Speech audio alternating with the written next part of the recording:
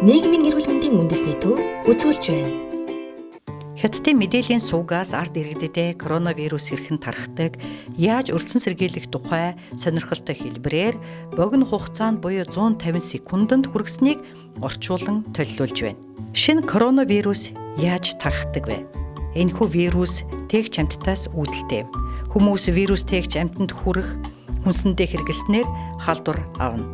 Уг вирус хүнээс хүнд дамждаг. Вирус тээгч хүний ярих, ханиалгах, найтах, эсвэл бусад хүмүүстэй харьцах үед вирус халдварлан тархана. Өвдсөн тохиолдолд халуурах, ядрах, ханиалгах, амьсгал давчдах зэрэг шинж тэмдэг илэрнэ. Энэ үед яаралтай тусгаарлан эмчилгээг эхлэх ёстой. Бид өөрсдийгөө хамгаална.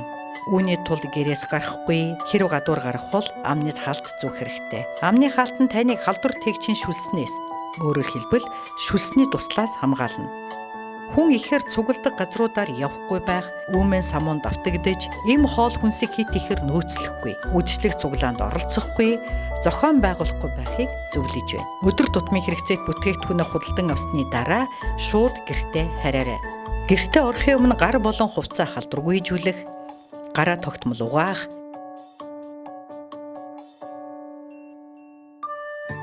өдөр тутам гэртээ цэвэрлэгээ, халдваргүйжүүлэлт хийх, өрөө таслахыг тогтмол агааржуулах,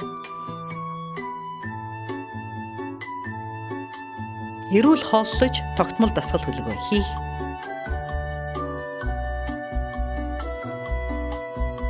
гэртээ цагийг зугаатай өнгөрөөж болох сонирхолтой зүйл хийх, ном уншиж гэр бүлийнхэнтэйгээ тоглоом тоглох, өдөр тутмын цагийн хуваар гаргаж баримтлах хэрэгтэй.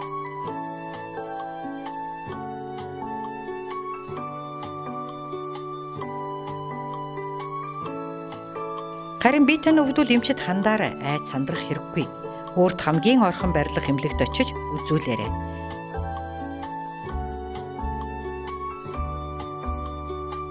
Та санаа бүү зовоорой. Эрдэмтэд, эмч, цагдаа болон нийгмийн ажилтнууд хамтын хүчээр шинэ коронавирусын халдвартай тэмцэж ялах болно. Хамтдаа хүчтэй.